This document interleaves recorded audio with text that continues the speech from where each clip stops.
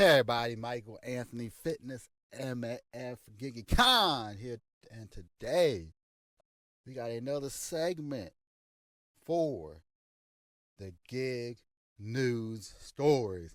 And today's story we want to talk about an Uber driver who got shot at by a customer's ex-boyfriend.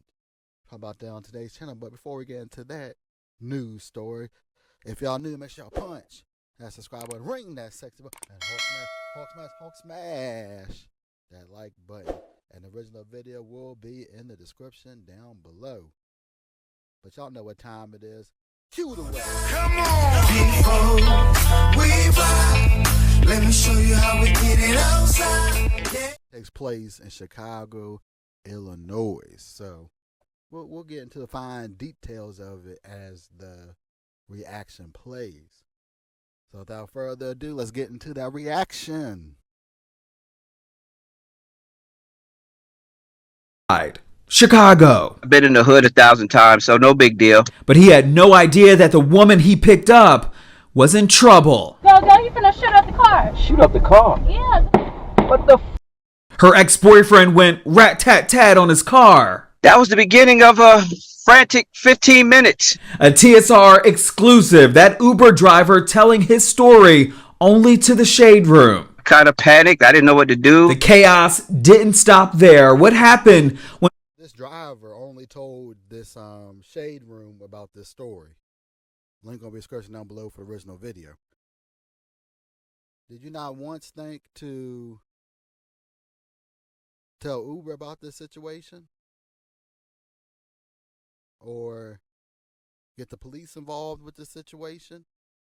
See, this is why you'll never catch me, even though I'm eligible to do rideshare.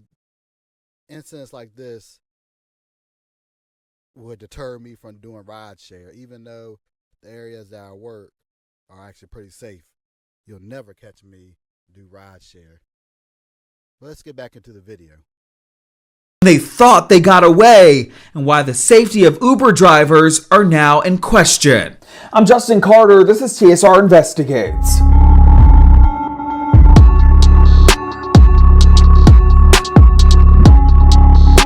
John Williams has been an Uber driver for about 2 years now, and the goal has always been for him to make enough money to open up his own trucking company.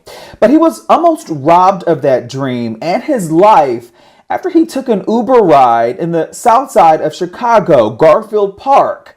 The passenger's name was Diamond. It was just a frantic situation. I was just trying to get through it. And it was all caught on dash cam.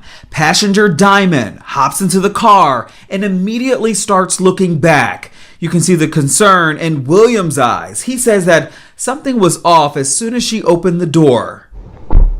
Diamond? Yeah. Go. You finna shoot up the car. She told me to go. He get ready to shoot. What the What is that? What the is that? What the was that? He just shot at the car. For what? You see, this would deter me from ever doing rideshare. Having someone in my vehicle that I don't even know, and then they're telling me, go. He's about to shoot up the. I was like, nah, we ain't playing that. We ain't playing that. You will never catch me doing rideshare. Even though rideshare, during peak times, you can make some really good money. You'll never see me doing rideshare. I don't want people in my vehicle that I don't know from Jump Street. I just don't. And that's the risk you take when you're doing rideshare. Let me call the police.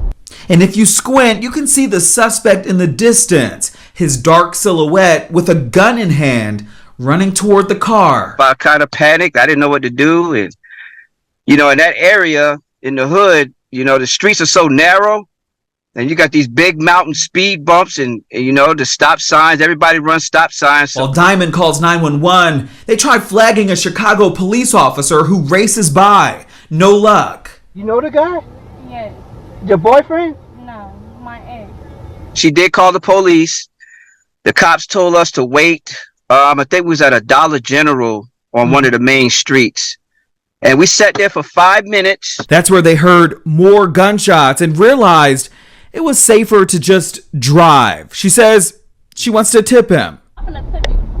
But Tip me. Where you going? I'm gonna go home. Look, we got to get out of here. We just can't sit here and wait on the police because ain't no telling what the police, Chicago police, they take their time. She take me to my cousin's house and I, updated the address in the app and I took her to her cousin's house and dropped off. And she said, I'm sorry this happened. And she got out the car and I just went on my next ride. She wasn't crying or anything like that. Everybody roasted her on TikTok because he said she was laughing. She didn't take it seriously.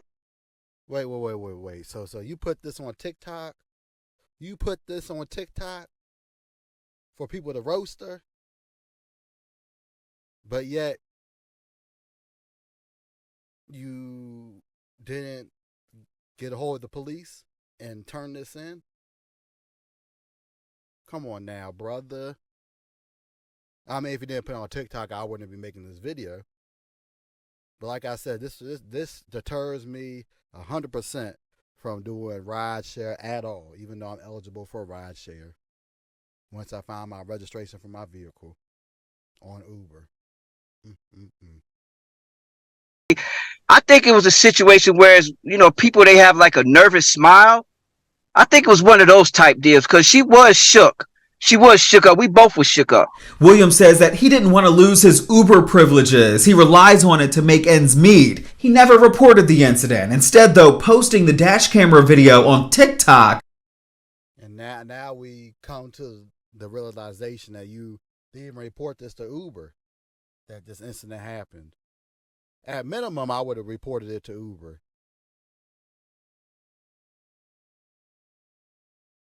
It's just getting worse and worse. More reasons why I would never do rideshare.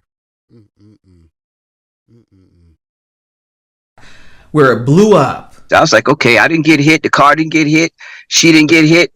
I just let it be. And Uber called me and they wanted me to file a report, and I filed a report with Uber, and that was it, man. He got a response saying, quote, "Hi, John. We would like to gather your perspective on this trip as we're investigating this report, and investigators should be reaching out to you shortly," end quote. He hasn't heard back from anyone just yet. I'm just fortunate nobody got hurt, man. To all my fellow Uber drivers, just got to be on the lookout. It is a thing. In 2022, it got violent in an Uber in South Los Angeles. When the driver canceled the ride due to time constraint, you can see the passenger punch him repeatedly. Sir, I'm gonna have to ask you. You think I'm scared of you, bro? You just hugged me, homie. He biting the shit out. Oh my god. This woman from Georgia was arrested accused of climbing on a driver's hood, breaking his windshield wipers, and biting him. These gig jobs are basically you're on your own because we don't have a boss, a supervisor to report to, stuff like that. So we're pretty much on our own, and you just got to be smart about it. The last safety report that Uber published was back in 2019-2020. It said that 99... You're right about that. You got to be safe about it. But at the end of the day, you can mitigate a lot of it by not doing rideshare. Most of the time when I do food deliveries, unless it's an alcohol delivery, it's leave at door. So I don't have to interact with a customer unless I'm delivering alcohol. So I mitigate mine by leaving it at the door. I don't pick people up in my vehicle for stuff like this to happen. I'm not saying it will or it won't, but that's a mitigating anything happening to me by not having people in my vehicle to begin with.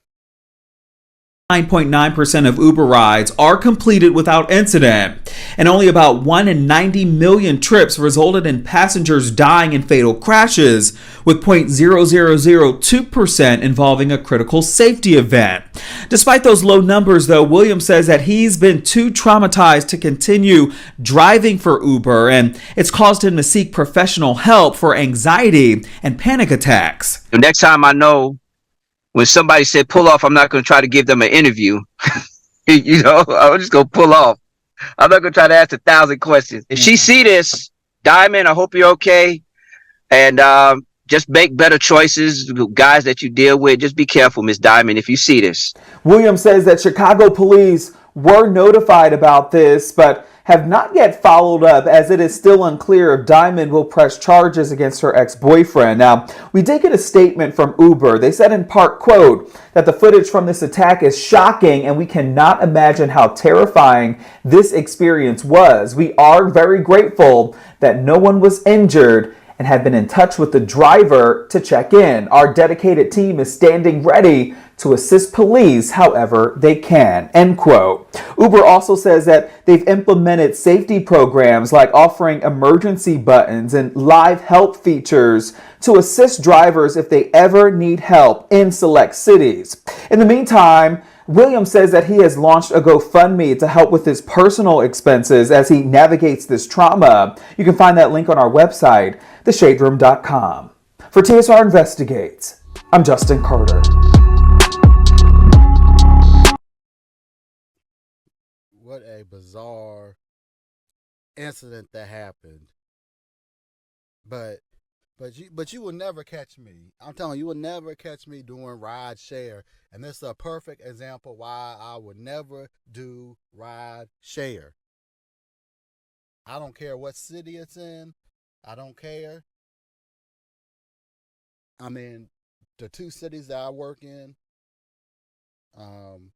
is actually pretty safe compared to Chicago. But that doesn't mean I'm going to do ride share. I'd rather just pick up people's orders and drop them off and have little to no interaction with the customer to keep myself safe. And another thing I do to keep myself safe is I don't stay in one place too long. I deliver what I need to deliver and I leave.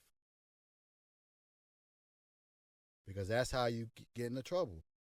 You stay in one place too long and you never know what will happen. And you'll never catch me taking other people in my vehicle. It's a shame that this happened to this young man, but he assumed the risk by doing ride share, especially in Chicago. But if you like this reaction and this gig and news video, make sure y'all punch that subscribe button, ring that sexy bell, and Hulk smash that like button. And I'm going to get up out of here like Mr. Vontae Davis. And I'll see y'all soon. Peace.